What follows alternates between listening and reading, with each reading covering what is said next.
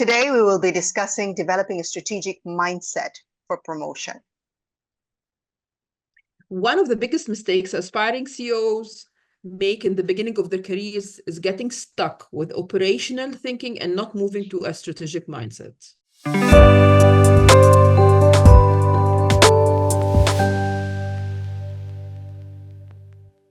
Hi, I'm Ghaya Al-Barwani, Ambitions Ambassador and Results Whisperer. I'm Basant Helmi, Peaceful Leadership and Psychology Coach. Today, we will be discussing releasing the struggle to being a CEO sprinter and reaching your goals with peace and joy. So, Ghaya, what is a CEO sprinter? Well, a research by Harvard Business School that reviewed 16,000 CEOs over 10 years found that the average time it takes to be a CEO is 24 years.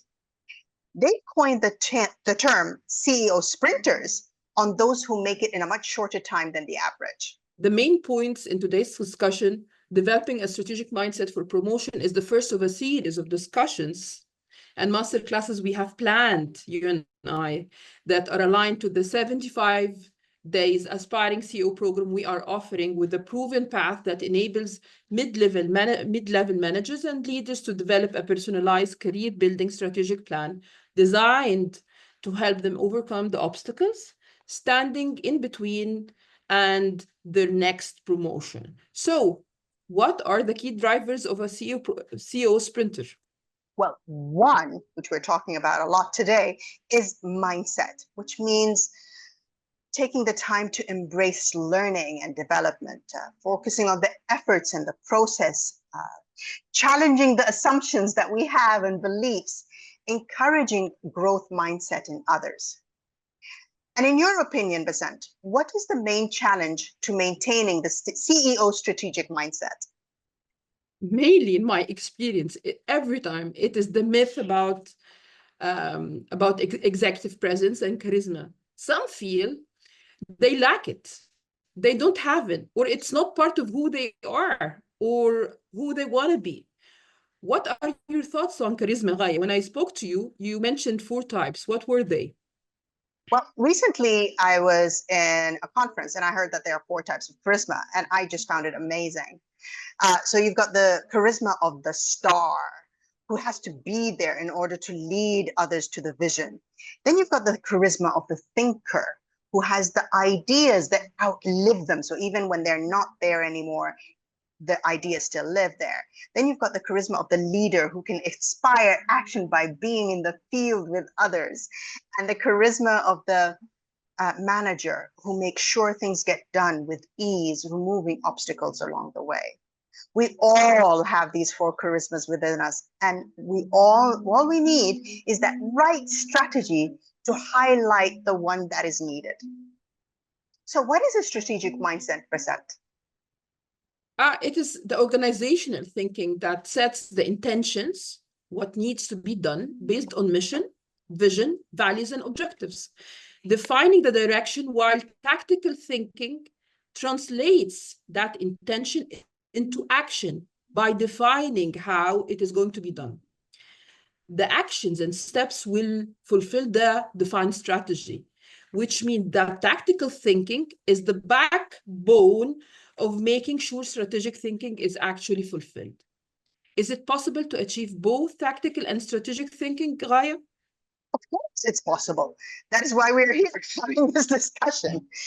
By the way, the ability to shift between operational, tactical, and strategic thinking is kind of called ambidextrous thinking. And it's now the expectation that is demanded of us as we grow into leadership roles. The skills needed to have ambidextrous thinking are visionary thinking, which is in simple terms is the ability to come up with the goals and how to achieve them and adjust them according to everyday demands. You need to have operational acumen, which is basically is a very strong understanding of the daily operations and managing them effectively. And adaptability, which is basically what I discussed earlier, the ambidextrous thinking and the ability to switch between the strategic, tactical, and operational thinking needed to get the organizational objectives done.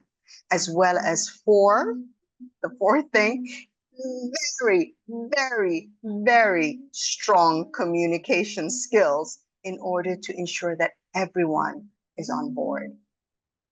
This is where the Aspiring CEO program really shines in offering not only decision-making tools that help you make decisions, but also the ability to communicate them clearly and win that buy-in. So, Bassem, what challenges face leaders when moving from operational thinking to strategic thinking? Well, actually, this is a very good question. Few actually are able, even if they have it, even if they have the strengths, but few actually are able to shift from operational to strategic and back with ease. Because strategic thinking often needs a broader perspective, while tactical execution demands attention to details and immediate problem solving, which can be a challenge that a supportive group and mentoring can help you through. Some other challenges are individual definitions of challenges, how you define, how the leader sees the challenge and the impact the challenge has on the leader when he deals with it. If they see them as above them, they drown. And if they see them as building blocks and stepping stones, they are maintaining a growth mindset that can overcome and deal with ease with any challenge. This is where Aspiring CEO program can also support you in naming the challenge, being aware and recognizing it, and seeing the possibilities within, which means developing tools for recognizing, addressing, and embracing the fear, stress, and anxiety associated with change. And in other words, it is thinking, which means thinking about it in that certain way will help you develop the resilience and adaptability necessary to navigate the ever-change business landscape strategically. So how does taking charge of your career help you move forward, Ghaya? Well, strategically, first thing is to think in all three ways. When you're looking at your career, nobody else can take care of your career. So you need to think strategically, tactically, and operationally. So strategically, answering the question for yourself, where do you want to reach in your career and why? What difference will it make to you and the people around you? Yeah. Then making those tactical decisions by answering the questions of what activities, skills, and resources do you need to get to the aspirations you have for your career? And when we say resources, it includes everything: skills, network, competencies, qualifications, people that make us feel good and supported along the way. And finally, operations. What do I need to do quarter by quarter, month by month, week by week, and even day to day to reach there? So by getting into the habit of the to and fro of the thinking in your that the career demands of you, then you will automatically build that mental, emotional, and adaptable muscles needed to lead an organization with ambidextrous thinking. So what are practical ways to start shifting your mindset? It all starts with an assessment of your current status, being courageous enough. Then we have the self-assessment where you and this part, I love it so much, reflecting on your daily activities, assessing where you are, primarily focused on immediate tasks and problem solving. Okay, you have to get these done first. Then asking for feedback from peers. Maybe you have a blind spot that you need to approach. If you often get notes to think bigger or focus on the long term, it may be time to shift your perspective. Analyzing the performance metrics you prioritize. If you are mostly measuring short-term outcomes like daily sales, project completion rates, rather than long-term growth or strategic alignment, you may be too operational. Some practical ways to develop the mindset that helps you in this transition from operational to strategic thinking include, and not limited to, reflective thinking exercises, hypothesis-driven problem solving, and mind mapping to visually organize your thoughts around us, and incorporating a daily mental fitness routine. And let me tell you about them.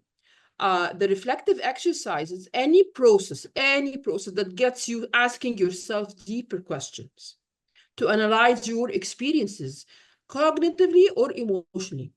Next, the hypothesis-driven problem solving, which means identifying a business challenge and coming up with a theory of hypothesis about the cause and gathering data to test this hypothesis. For example, if sales are declining, hypothesizes that it may be due to increased competition, then analyze market trends and customer feedback to validate or refute your hypothesis.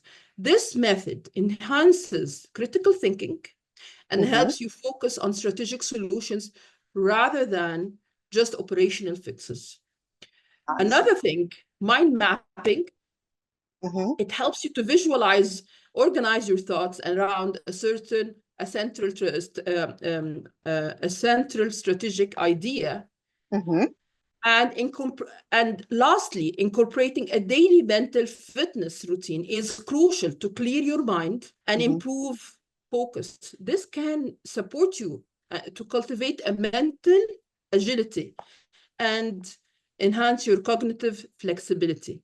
We share a lot in the CEO program and take you through the emotions, especially difficult emotions and thoughts that can stand in the way of your strategic thinking.